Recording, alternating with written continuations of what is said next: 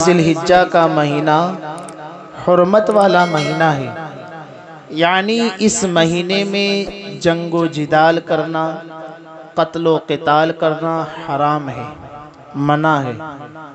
اس مہینے میں آپ جنگ نہیں کر سکتے، اس مہینے میں قتل و قتال کرنے کو حرام کہا گیا۔ یہ مہینہ شروع سے ہی حرمت والا ہے، اور اس مہینے میں کچھ احکام ہم پر واجب ہوتے ہیں، جیسا کہ ماہ رمضان المبارک میں جو صاحب نصاب ہیں، مالک نصاب ہیں، ان پر زکوٰۃ کا دینا فرض ہوتا ہے۔ اسی طرح ماہ ذی الحجہ کے ایام نحر میں، یعنی قربانی کے دنوں میں اگر کوئی مالک نصاب ہو جائے، اس کے پاس اتنا مال آ جائے تو اس پر قربانی کرنا واجب ہوتی ہے۔ یہ بات، لیکن آئیے آج ہم سمجھتے ہیں کہ قربانی کیا ہے۔ جانور کو ذبح کرنا یہ قربانی، لیکن اصل یہ عبادات ہے۔ لوگ جیسے ہی قربانی کا موسم آتا ہے، قربانی کا مہینہ آتا ہے، جگہ جگہ سے آواز اٹھتی ہے کہ یہ مسلمان جیوت کو مارتا ہے، یہ مسلمان جانوروں کی قربانی کرتا ہے، جانوروں کا خون بہاتا ہے۔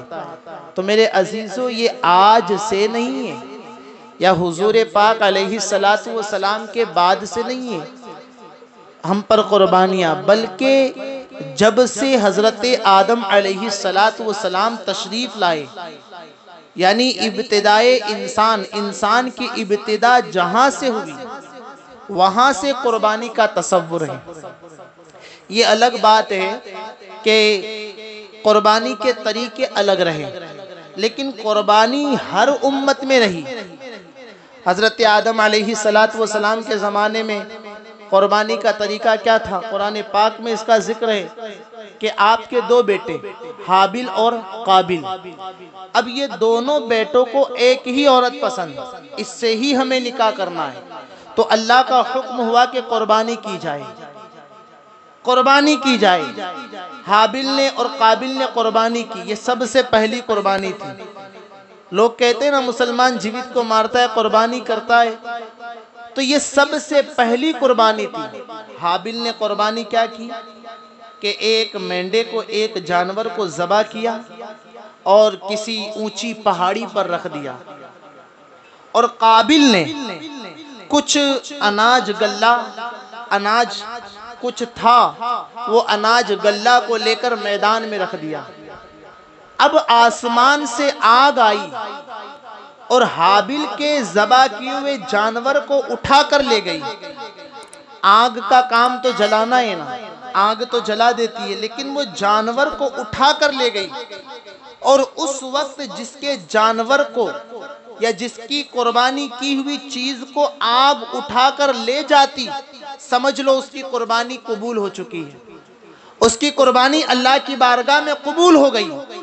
تو حضرت آدم نے فرمایا حق پر حابل ہے، اس کے حق میں فیصلہ ہوا اور اس حابل کے ساتھ نکاح ہوا، تو یہ سب سے پہلی قربانی تھی۔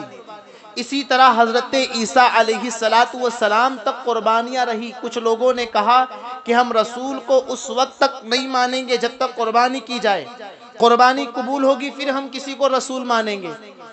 تو میرے عزیزو، قربانی کا تصور شروع سے ہی ہے، لیکن آج کچھ مخصوص قسم کے لوگ مسلمانوں کو ٹارگٹ کرتے ہیں۔ اللہ اکبر! گو رکشک کے نام پر موب لنچنگ کرنا، گو رکشک کے نام پر اللہ اکبر کسی کو مار دینا یا کسی پر ظلم کرنا، ظلم و ستم ڈھا دینا، یہ کہاں کی انسانیت ہے؟ جب ہمارا ملک آزاد ہوا تھا، جب ہندوستان کے سنویدھان لکھے گئے تھے، جب یہاں کا قانون مرتب ہوا تھا، اس وقت فیصلہ یہ ہوا، اس وقت قوانین اور قانون یہ لکھے گئے کہ جو بھی ہندوستان میں سیکولر لوگ رہتے ہیں، ان کو اپنے دین پر کھل کر رہنے کی آزادی ہے، وہ اپنے دین پر عمل کر سکتے ہیں، تو یہ قربانی کرنا ہمارے دین میں ہے، قربانی ہمارے دین میں ہے، اس لیے مسلمان قربانی کر رہا ہے۔ وہ کہتے ہیں جیوت کو کیوں مارتا ہے، جیوت کو کیوں مارتا ہے؟ دیکھو یہودیوں میں بھی قربانی ہے، عیسائیوں میں بھی قربانی ہے، اور جو لوگ کہہ رہے ہیں نا مسلمان جیوت کو مارتا ہے، ان میں بھی قربانی ہے، ان میں بھی قربانی ہے، صرف نام بدلا گیا بلیدان کا، کہ وہ کچھ ان کے مقدس مقامات پر بلیدان دیتے ہیں۔ ہر انسان کا، ہر مذہب والے کا اپنا اپنا تصور ہے، ان کا تصور ہے کہ ہم بلیدان دیں گے تو ہم شکتی شالی ہو جائیں گے۔ ہمارا تصور ہے، اور ہمارے آقا نے بتایا ہے کہ قربانی کرتے وقت جو جانور کا خون زمین پر گرتا ہے، اللہ اس کے تمام سابقہ گناہوں کو معاف فرما دیتا ہے۔ قربانی کے جانور کے ہر بال کے برابر ہمارے گناہوں کو مٹا دیا جاتا ہے، یہ ہمارا تصور ہے۔ اللہ اکبر۔ تو ہمیں کسی بھی چیز میں سمجھوتا نہیں کرنا ہے۔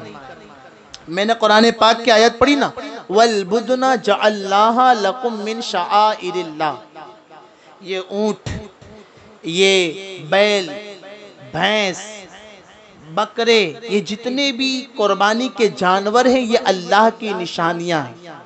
شعائر اللہ، یہ اللہ کی نشانیاں ہیں۔ ہم اللہ کی نشانیوں میں کوئی سمجھوتا نہیں کر سکتے۔ جس طرح صفا مروہ اللہ کی نشانیاں، ان الصفا والمروہ من شعائر اللہ۔ لوگ کہتے ہیں کہ کیا ضرورت ہے قربانی کرنے کی، اتنا مال خیرات کر دو، اتنا مال صدقہ کر دو، اتنا کسی کو دے دو۔ اس طرح ہمارے ذہن کو، ہمارے دماغ کو لوگ ہائی جیک کرتے ہیں، کسی کو صدقہ کر دینا، خیرات کر دینا۔ کیا اللہ کی نشانیاں ختم کی جا سکتی ہیں؟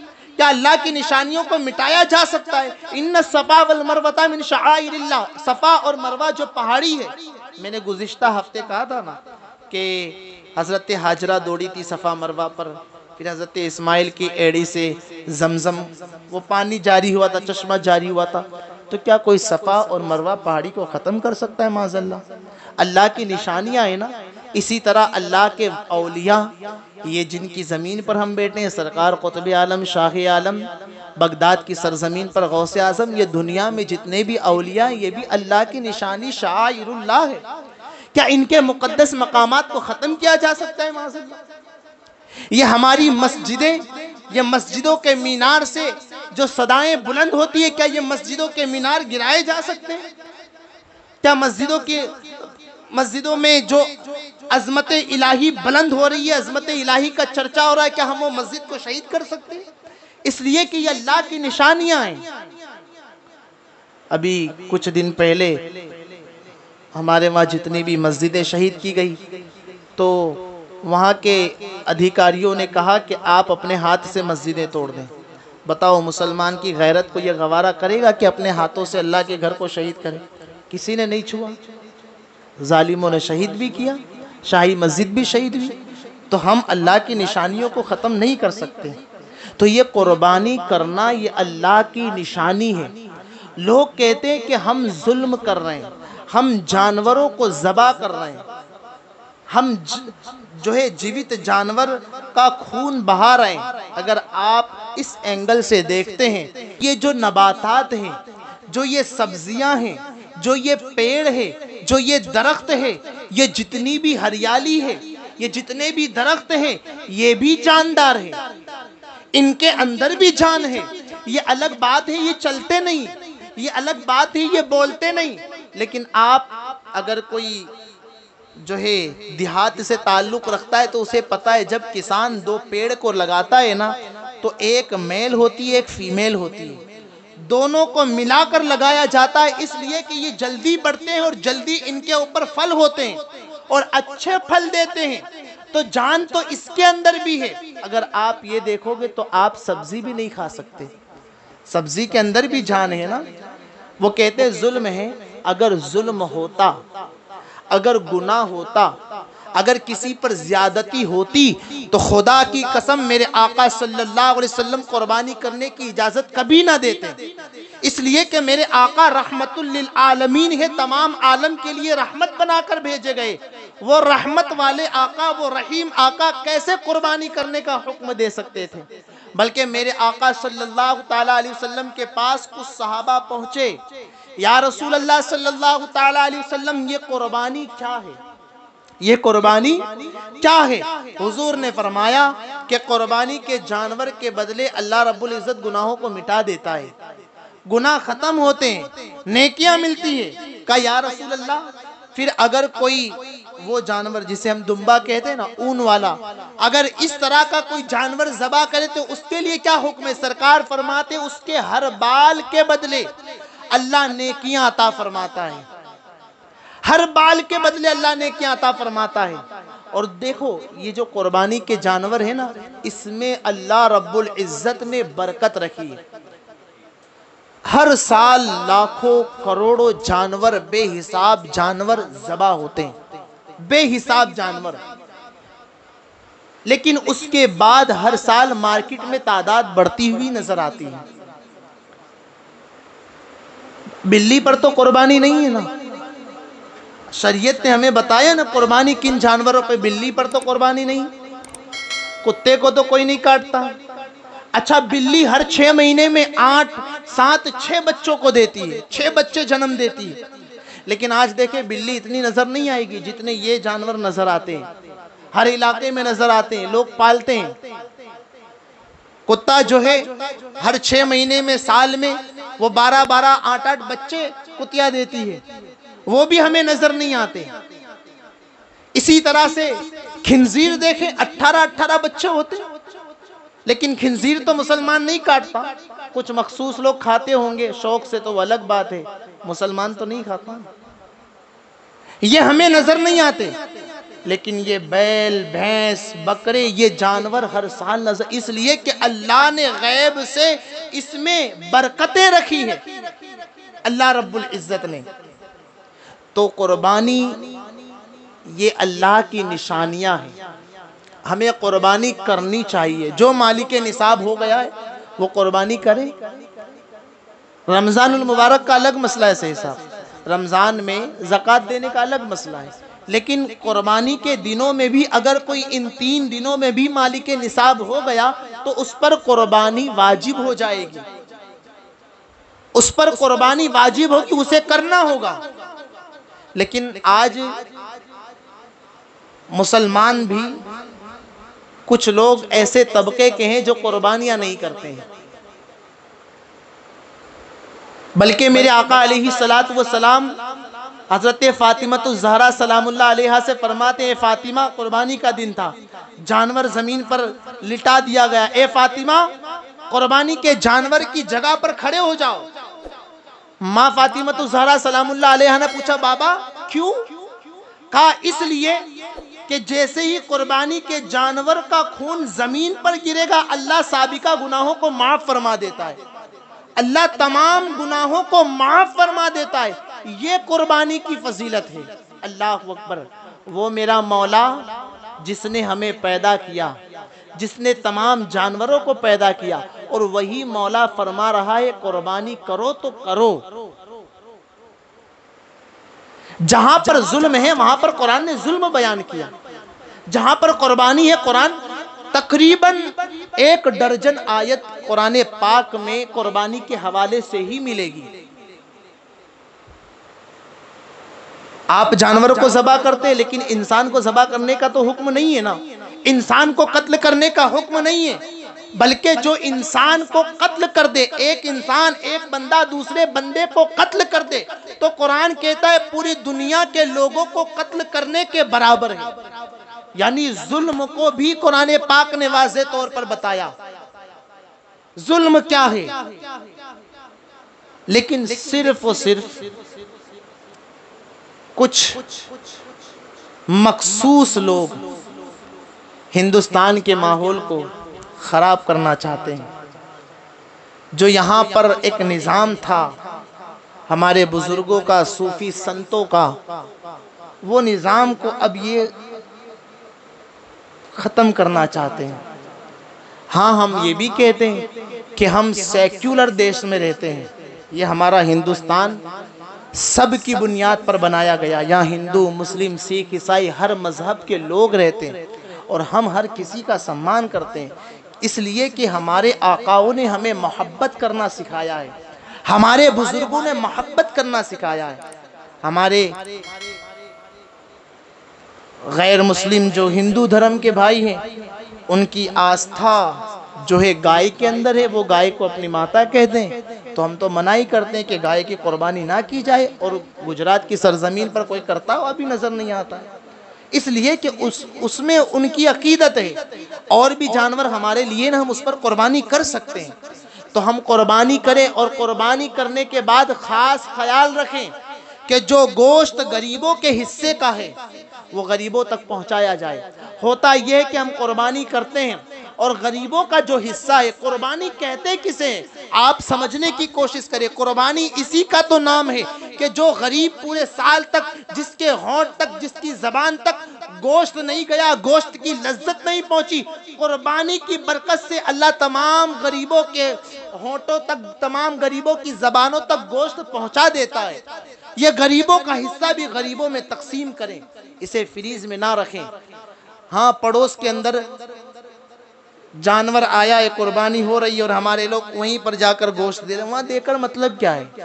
وہاں تو پہلے سے قربانی ہو گئی ہے نا، وہاں تو پہلے سے گوشت کا ایسی جگہ پر پہنچائے جہاں پر لوگ جن کو ضرورت ہے، جو لوگ آس لگا کر بیٹھے ہیں کہ ہمارے رشتہ دار یا ہمارے وہ فلاں دوست، وہ ہمارے فلاں تعلقات والے وہ لائیں گے، تب گھر میں ہم بنائیں گے.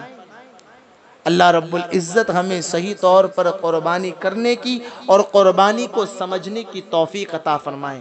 دیکھیے، یہ قربانی کا جانور مولا کی بارگاہ میں، یہ گوشت تھوڑی اللہ کی بارگاہ میں پہنچتا ہے. یہ خون اللہ کی بارگاہ میں پہنچتا ہے؟ نہیں پہنچتا ہے. پہنچتا کیا ہے مولا کی بارگاہ میں وہ سمجھے. اگر اللہ کی بارگاہ میں کوئی چیز پہنچتی ہے تو وہ چیز نیت ہے. اللہ کی بارگاہ میں نیت پہنچتی ہے، تو قربانی کرے تو نیت اچھی ہونی چاہیے. ہماری نیت گوشت کی نہیں ہونی چاہیے، ہماری نیت قربانی کی ہونی چاہیے. تب اللہ کی بارگاہ میں ہماری وہ مولا دل کو دیکھا کرتا ہے جب ہماری نیت قربانی کی ہوگی. ہاں، میں نے شروع میں بتایا نا کہ آگ آتی تھی اور ذبح کیے ہوئے جانور کو اٹھا کر لے جاتی تھی.